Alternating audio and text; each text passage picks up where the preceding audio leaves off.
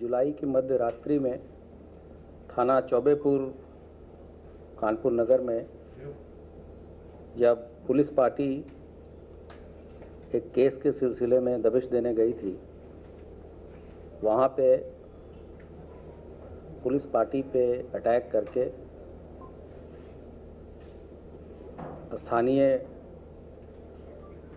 गांव के लोगों ने, जिसमें कि विकास दुबे प्रमुख अभियुक्त था, हमारे पुलिस के 6 अधिकारियों एवं कर्मचारियों को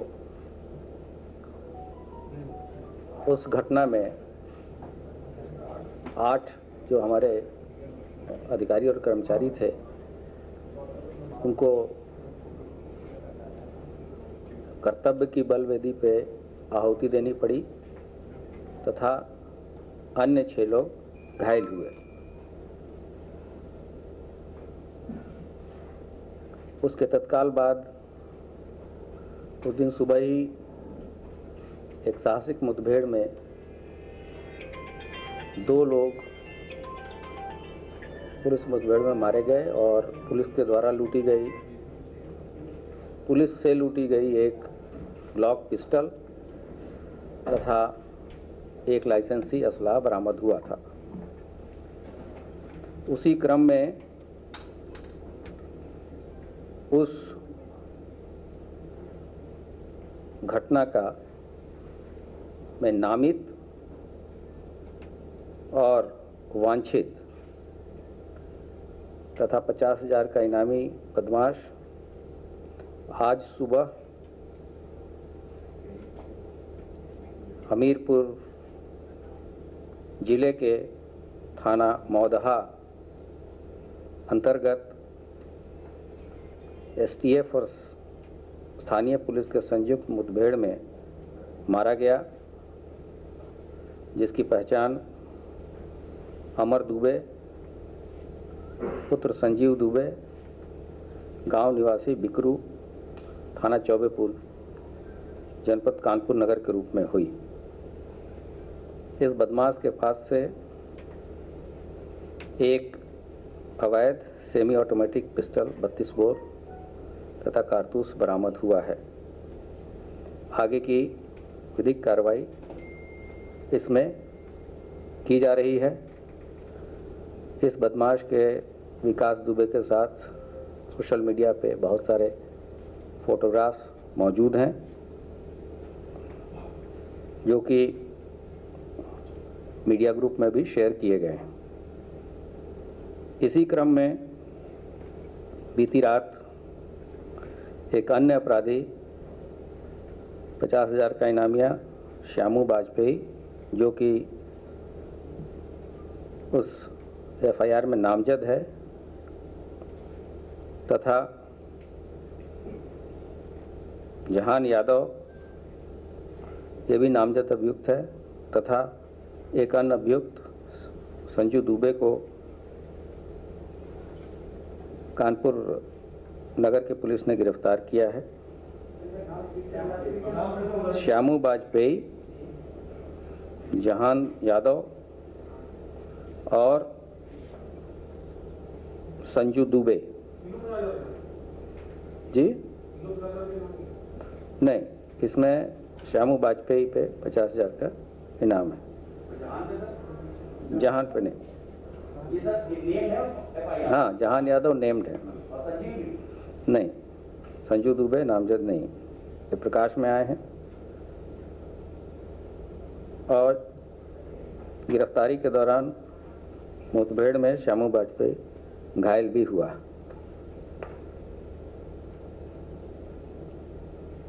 ये कार्य प्रभारी निरीक्षक चौबेपुर और उनके अन्य साथियों द्वारा किया गया है।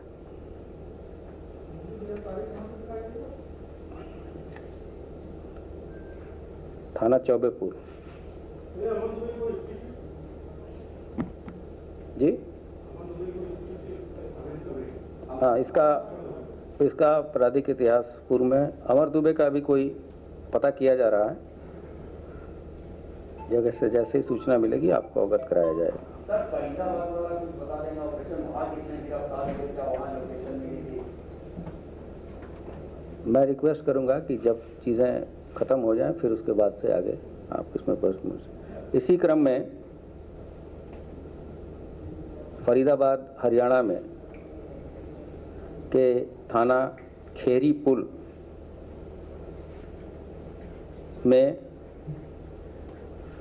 मुठभेड़ के दौरान हरियाणा पुलिस ने 3 लोगों को गिरफ्तार किया है। इनका नाम क्रमशः कार्तिकेय उर्फ प्रभात, निवासी ग्राम बिकरू, पुलिस स्टेशन चौबेपुर, जनपद कानपुर नगर।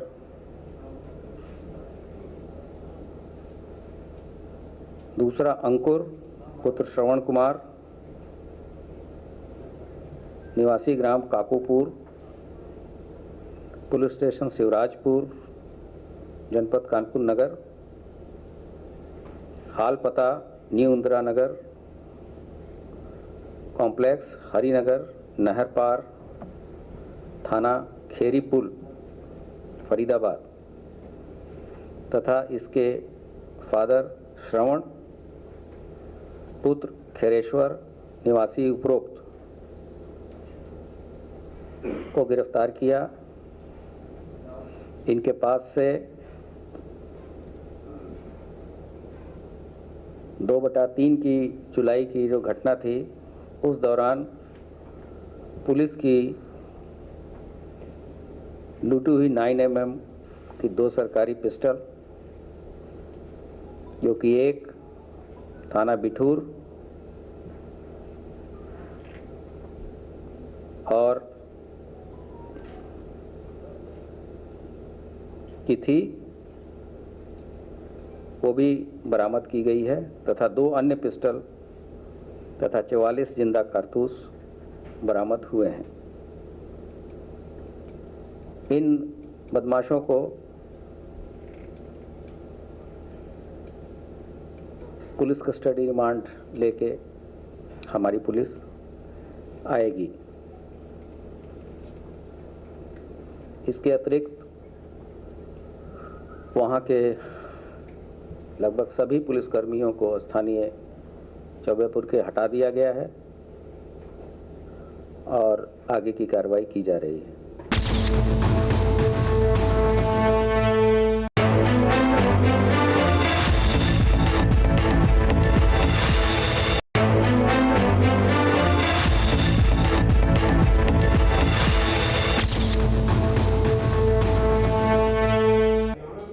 इसके अतिरिक्त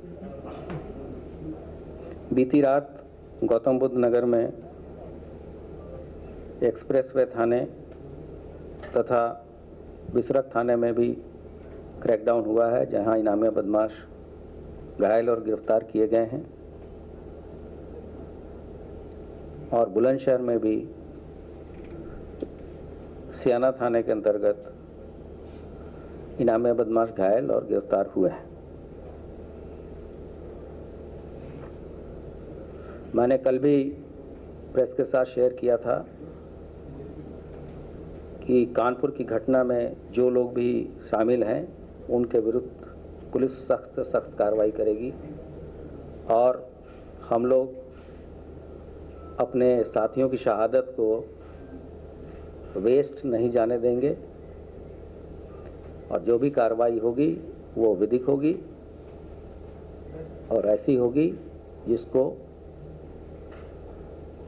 जिन्होंने इस तरह की हिम्मत की है उनको हमेशा पछतावा होगा, नजीर बनेगा। यहां मैं स्पष्ट कर देना चाहता हूं कि 1 जनवरी से लेकर 15 जून तक के जो आपराधिक आंकड़े हैं, अगर हम उसको कंपैरिजन करें वर्ष 2020, 2019 और 2018 का, तो 19 के तुलना में इस वर्ष डकैती के केसेस में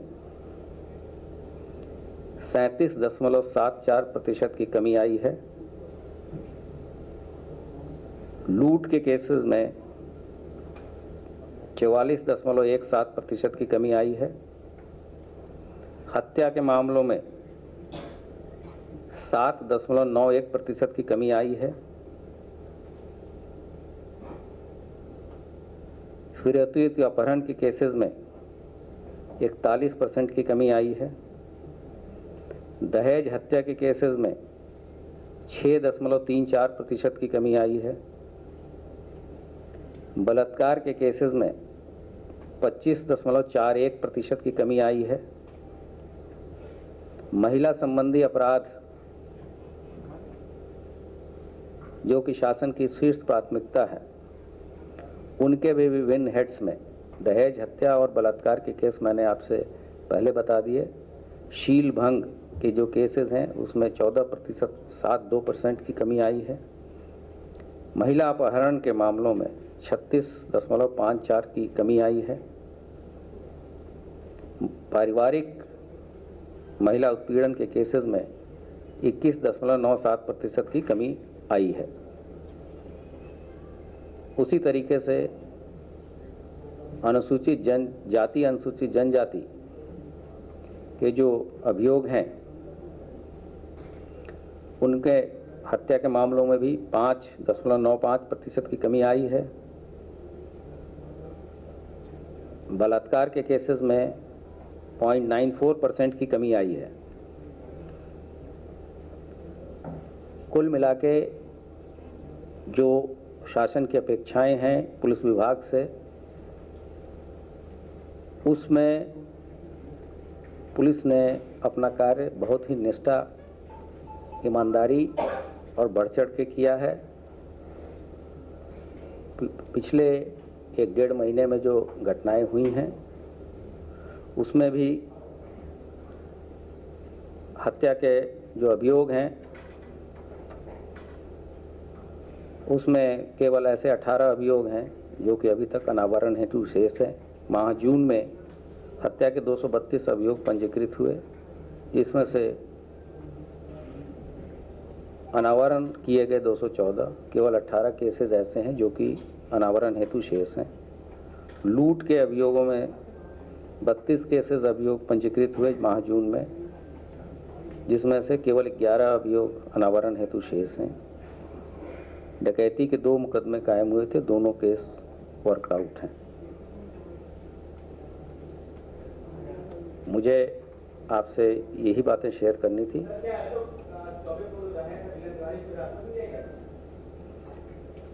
अगर कोई ऐसी बात होगी तो तत्समय आपको अवगत कराया जाएगा।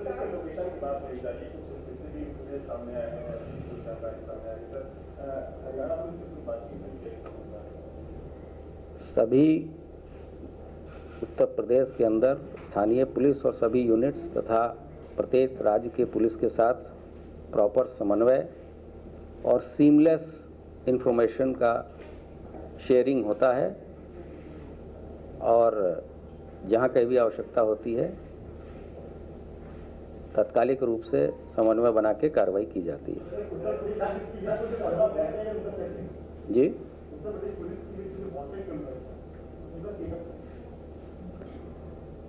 अगर आप उस तरह की प्रेस कॉन्फ्रेंस अगर होगी तो उसके बारे में बताया जाएगा, और अगर आपको पर्टिकुलर केस के बारे में कोई जानकारी चाहिए तो वो बताएं।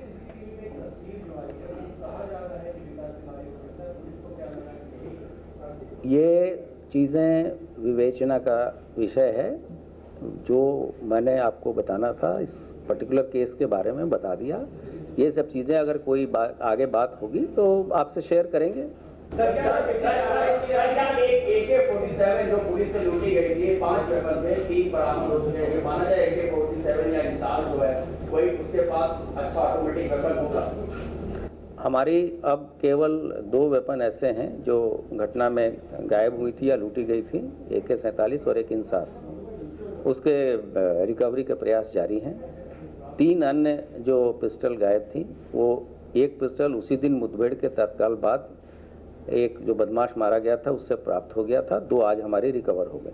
सर रिश्तेदारों के घर चुका होगा फरीदाबाद से या कोई पॉलिटिकल उसको। सर आपने ये कहा कि अनुसूचित जाति की जो महिलाएं बलात्कार 0.4% की कमी आज तक और इंडिया टुडे ने एक ऑपरेशन किया था, उसमें जो स्कूल में 4 आदिवासी महिलाएं हैं वो हैरेसमेंट की जा रही है, रेप किया जा रहा है। वहाँ पे ये कल की घटना है। वहाँ पे कमिश्नर, डीआईजी, एसएसपी, डीएम सभी ने मौका मुआयना किया है और जब इसके बारे में रिपोर्ट आएगी तो आपके साथ शेयर करेंगे।